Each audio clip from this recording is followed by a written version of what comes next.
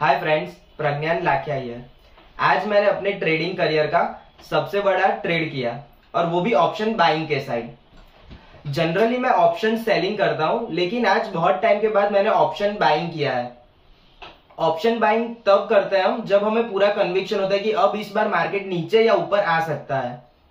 इस बार का एनालिसिस अगर मैं आपको बताऊं तो मैंने ऑप्शन बाय किया, उसके पीछे का रीजन ये है कि सबसे पहले हमारे टेक्निकल एनालिसिस जो मैं खुद फॉलो करता हूं उसके अंदर निफ्टी के अंदर वीकली में सेल आया हुआ था। निफ्टी और बैंक निफ्टी दोनों वीकली सेल में थे चार्ट पर।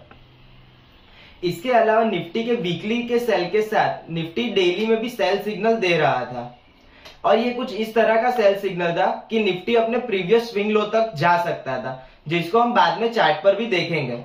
इसके अलावा भी अगर हम देखें तो ग्लोबल मार्केट्स में भी सेंटीमेंट्स अच्छे नहीं हो रहे हैं। पहले हिडनबर्ग ने अदानी के ऊपर रिपोर्ट पब्लिश किया, इसकी वजह से हमारे इंडियन मार्केट के सेंटीमेंट्स खराब हो गए। उसके बाद अभी यूएस में एक हेज फंड है जिसे जॉर्ज सोरोस और वॉरेन बफेट मैनेज करते हैं, और ये जो हेज फंड है वो शॉर्ट सेलिंग मतलब कि सेल करके पैसा कमाने के लिए बहुत ही ज्यादा फेमस है। अगर हम चार्ट पर देखें तो निफ्टी वीकली सेल में है 17,800 के लेवल पे। निफ्टी के पास यहाँ पर ऊपर जाने का बहुत अच्छा चांस था कि 18,000 के ऊपर क्लोज देके निफ्टी ऊपर जा सकता था, लेकिन निफ्टी 18,000 के ऊपर क्लोज नहीं दे पाया और चार्ट के अंदर भी बाय कंफर्म नहीं हुआ था। अभी निफ्टी का वीकली सेल कंटिन्यू हो चुका है और उसी के साथ अगर हम डेली चार्ट्स पर भी देखें तो निफ्टी के अंदर डेली चार्ट के ऊपर भी निफ्टी 17,900 के लेवल के ऊपर सेल में है।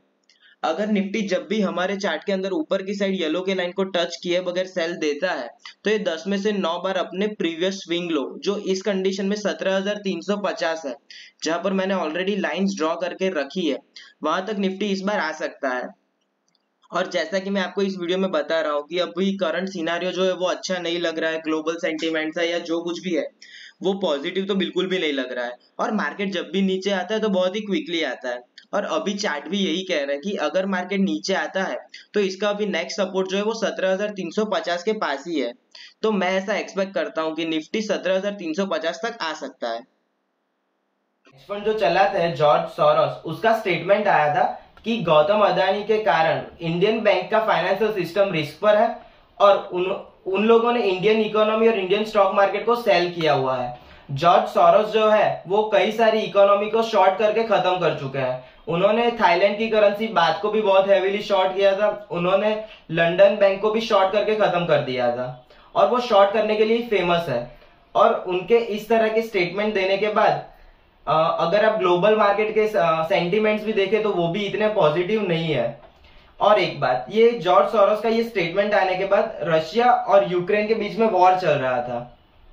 ये वॉर के अंदर रशिया और यूक्रेन का वॉर पिछले 1 साल से चल रहा है, लेकिन सडनली जो बाइडेन यूक्रेन पहुंच जाते हैं और वो कुछ स्टेटमेंट देते हैं कि हम यूक्रेन को कुछ वेपन सप्लाई करेंगे, उन्हें कुछ डॉलर्स में मदद करेंगे और ये सब बातें वो करते हैं।